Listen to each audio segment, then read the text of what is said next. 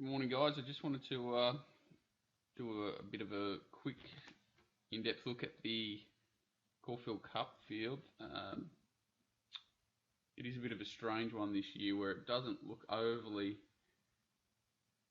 talented from our point of view, from our stock that we've got here, and there are a few overseas horses that are starting to get a bit of support, basically because of that. Like it looks like it's pretty thin from our end, so a couple of them look like they may have been overbacked in my opinion, but we'll go through them.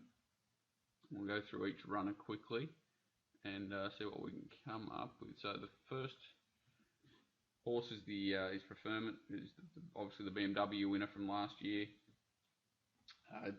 Does look like he was well ridden that day. It doesn't look like that, even though it was a $1.5 million race, it doesn't look like that's a great pointer to this race this year. It was well beaten by Hartnell, sort of 8 lengths, 7 lengths its last 3 starts. Jamaica beat it comfortably last start. We'll have a look at that replay. We'll have a look at that replay just to get to see quite a few runners out of this race, really. They're set and away now. This race was run at a softish tempo, but it was only because of the closing of Hartnell that made it that softish tempo. They've basically gone pretty steady, and then he's accelerated off a steady tempo. So every horse has had their chance. Preferment lobs in the perfect spot. That's Jamaica in front of him. Our Ivanhoe. Tally in front of him. Round the outside, then goes Second Bullet, presses on to take it up now. So it is Second Bullet, Raw Impulse back about the middle of the field. Second Bullet shows the way. Tally moved to second. Good effort from Tally considering where it's had to sit here. And it's a little bit surprising to me that Tally's around the 20 to 1 mark and Jamaica's $3.50. I know she wasn't pretty dominant over him, but he's definitely sat in a lot tougher position, and he's got a bit of fitness to come compared to her, in my opinion. And she's settled in the perfect position outside of Preferment. Not much happens coming to the turn.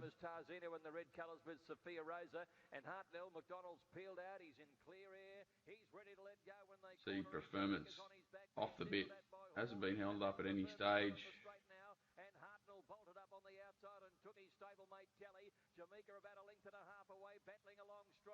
The thing I like about Tally is that he's done that work and he's fighting hard. It takes Preferment forever to take ground off him, and you would say that Tally's got more upside than Preferment, and he's still just about holding him on the line. So the first two are obviously dominant there. I'll have a better look at Jamaica in a moment, but it's hard to see Preferment turning the tables on either of these horses. Our Ivanhoe's back here again, another horse that it's hard to see turning the tables. I think our Ivanhoe is basically covered.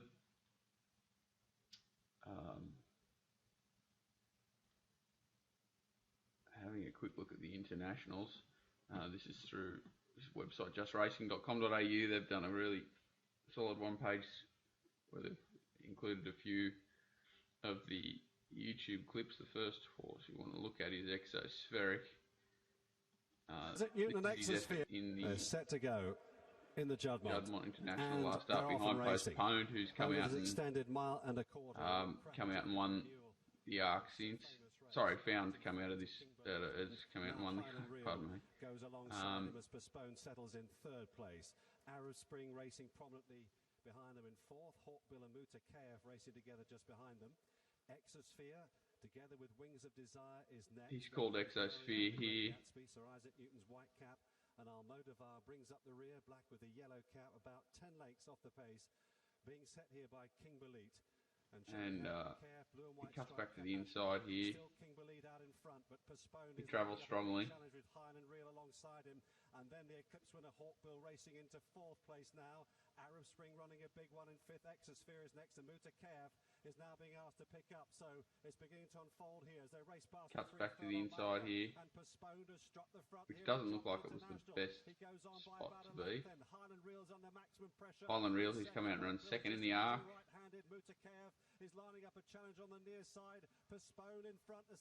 Definitely looks like it was the best place to be out wide. I did have a look at a couple of other races on this day, so his effort's not too bad, but he definitely looks very one-paced, which is always a bit of a problem coming to these races. But that Highland Real form's obviously good. Ran second in the Cox Plate last year, second in the Arc this year. It's pretty tough to knock it. It's a horse that's won over 2,400 metres, which is important, but just a little query that he is a little one-paced. Maybe switching to Freedman's may help him a little bit. They might have put a bit more speed into those legs. The next horse to look at is the Godolphin runner Scottish. He's only won over 2,000 metres, which is a bit of a problem, and when you'll see this, I have to go to the tab site, lovely tab site, for to check its last run. This was in August. Centre, far side, Custom Cut and Air Pilot, then Countermeasure Celestial. Scottish just beginning to track over from out wide in the Godolphin Silks. The beauty of Scottish is he has got a bit of natural pace, and he's got a nice turn of foot on him when he's let go. He's sitting outside the leader here. Beginning the sweep, then out, followed through by Educate and Countermeasure. So he's capable of doing a little bit of work and kicking off it. Gabriel on the near side. Frankie's crouching low on Countermeasure. Middle of the track. Pilot far side is poised. Diploma shaken up. Celestial Path in a when he's asked to go, improving. Then Educate. He gets the ball off the bit pretty quickly. Thread a passage from the rear. They've still got over a quarter mile to travel. Scottish down the centre. Far side, Custom Cut and Air Pilot. Then Countermeasure, Celestial Path, Yorker. Diploma's got able to sustain that sprint for quite a way. Moving on down towards the last furlong. He skipped 2 lengths clear. Custom Cut and Yorker are chasing, and then Gabriel keeping on. And again, this is only 1,800 metres. 100 yards to go. Yorker is finishing off strongly on the far side from Custom Cut, but Scottish really is quite dominant. It's obviously a harder race here, and this horse is coming from stronger form lines, but he's quite lightly raced. Only having the 10 starts, 4 wins. The issue is that he's only ever won over 2,000, and that was at maiden grade. So if he runs the trip, he'll be right in the finish. I don't think there's any doubt about that. He's only been beaten a length and a half by Highland Real over a mile and a half. So he is a serious contender and probably my top pick of the internationals, and could well be top pick in the race. Sir Isaac Newton, really tough to have for me off this effort. He doesn't finish far behind Exospheric, but he is a ridiculously one-pace type on appearances. He's another one that hasn't won past 2,000 metres, and that's a bad combination for mine. A one-paced horse that is not winning over these. He only just finishes behind Exospheric, but he was never going to go past anywhere near the leaders. He was back and really just whacked away. So he's one that I'm not too scared of, especially with the international rider coming, even though he's from the powerful Aidan O'Brien team.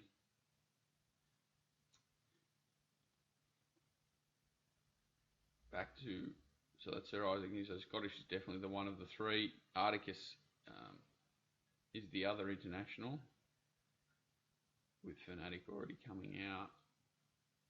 And it's got German Group 3 form, which is it's hard to totally pot when you Star in Cantado geht jetzt vorbei an Not So Sleepy. Andros Waller did with Protectionist here a couple of years ago, so der Position vor Artico hard to see what happens. This is Articus coming to the outside fence. Marke mit dem Kommando, die Verfolger kommen aber näher. In Cantado ist als erster Kandidat zu nennen. It's hard to say what sort of an advantage or disadvantage it was to come to the outside fence, but it was obviously a planned move. You can't see him until the end, and the 2 of them dominate late down the outside. So I'd say they were perfectly ridden. This is a Group 3 in Hanover, and it's hard to hard to line them up again. That was 2,000 metres. He's not won past 2,000 metres. The only reason you could entertain him is because of his trainer, and he knows what it takes to win a race out here. I really have to be harsh on him of all the overseas horses. He's got to be last pick for mine, simply because of his setup, and hasn't had a run past 2,000 metres in his career. He's coming here mile and a half first time, and it's going to be a harder race than anything he's ever seen. So that's the overseas runners. Coming back down the list, we get to Tarzino, who's really struggling. He's coming through that same Hartnell form.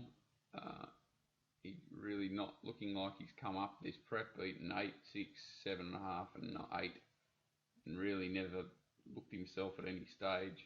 Our Moothquith is similar. He's not come to hand yet, beaten 6, 10 and 7. In weaker grade, he has had the 25 and 100 metre run, which sort of gives him a little bit of a solid base to be whacking away somewhere, but highly hard to see him winning. So John Hawkwood's one that has to certainly be entertained for mine. I know he's an 8-year-old, he's lightly raced, he's only had the 28 starts, 8 wins, he's a winner over 2,400 3 times. He's coming off a cracking second, first up over the 2,000 in fast time. He came off a fast pace this day. I know he has every possible chance. He's back in 6th here, and he chased Sam McCreary, who really went like a rocket this day. Gets on his back, they come together here, and they space the rest of them. This was first up 2,000 metres off a fast run at pace, which is not easy to do. Very hard to knock this run.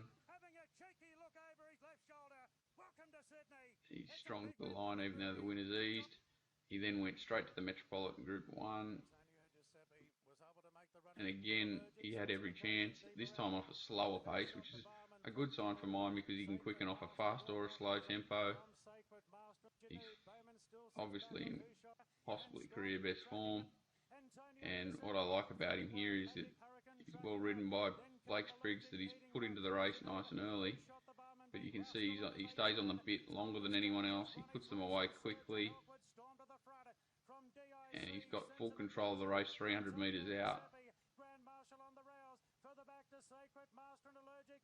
They take some ground off him late, but he's just basically the winner from 600 out, and he's strong to the line.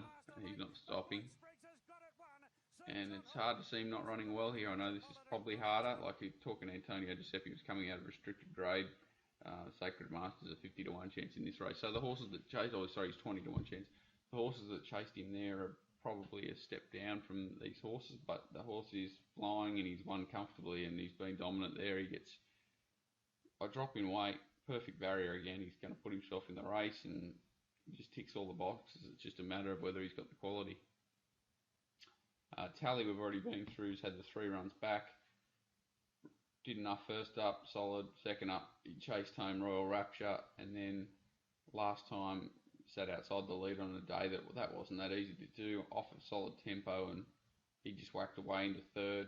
This is obviously his target, and he'll be better at the 2,400, and he'll probably head forward from gate 19 and look for a spot there somewhere. He's definitely an each way hope, if not a prop. He's a much stronger place chance for mine than win, but he'll be right there. Jamaica the favourite. She's had the 4 runs back, really went solidly first up, no luck at all, second up and very good. The third up run was Hartnell-like for mine in that it was so dominant, came up the worst part of the track and just put away a solid field of these sort of lead-up horses. This is her here cutting up the inside. Her best attribute is that she can race forward and she has that solid turn of foot. She profiles very similarly to Scottish and she can maintain that effort, and we know she runs 2,400 metres. She builds off it, as you see here. She's sort of running away from them. It was a very good time that day. They went solidly in front and she maintained it.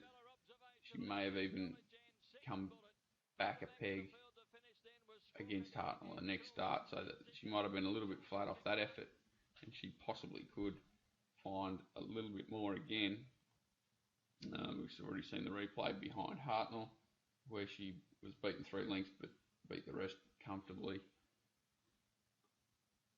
Real Love's an interesting horse, and not a horse you would ever believe, or I would never believe, was a Caulfield Cup contender until last start. She got the speed that she wanted up front, and then really, she's midfield here. They definitely run a long time. Melbourne gets them going. She's back 4th last in the screen here, and no excuse from the 600. She circles them, moves into the race strongly by the point of the turn. She's got the race well and truly under control and puts them away. Your problem here is that Tom Melbourne's over-raced.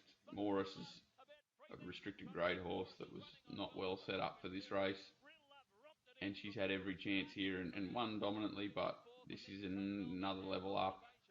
2400 seems to be as far as she wants at a high level. I think 2000 metres is more of her go, and it'll be interesting to see how she runs. Obviously drops to 52.5 kilos, which is good for her, but I'd be surprised if she's winning, even though she's trained by Darren Weir, but she's obviously, peaking at the right time and hard to completely knock up. Set Square for mine is just really struggling. Her first couple of runs were solid, and she's just not putting the next step together. She's beaten solidly by Jamaica and then 10 by Hartnell last start.